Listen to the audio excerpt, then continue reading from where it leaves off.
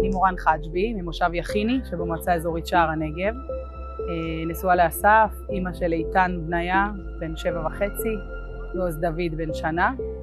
יש כאן כמעט 100 אנשים מהמושב שהגיעו לכאן, יש לציין, עוד לפני שהמדינה התעוררה והבינה שצריך לייצר פינוי מסודר.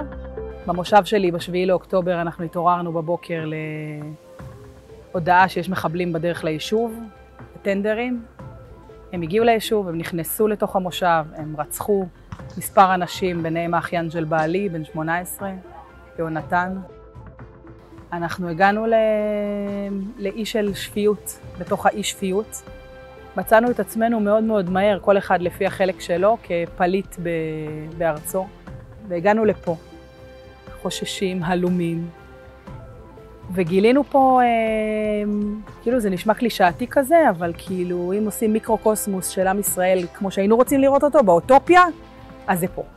פה יש לילדים מרחבים, יש פה דשא, יש פה מגרשי ספורט, עובדים איתם, יש פה לוז מדהים, לא לוחץ מדי, הרבה עבודה על הגוף, על הנפש, כלבים טיפוליים שהיו פה השבוע והילדים ככה. אומרים שאלוהים נמצא בפרטים הקטנים, אז הוא ממש בפרטים הקטנים. מטפלים בנו 24 שעות כמעט, 7 ימים בשבוע, ומדברים איתנו תוך כדי, ומחלצים מאיתנו מידע, ומבקשים שנביא את הילדים לטיפולים, לדיקור ולזה, וכל הילדים פתאום מדברים במושגים של שיאצו ודיקור, ומאוד מאוד מורגש שיש פה משהו שהוא הרבה מעבר למלון שמייצר פעילות, ואנחנו מרגישים שיש פה ארגון חברתי.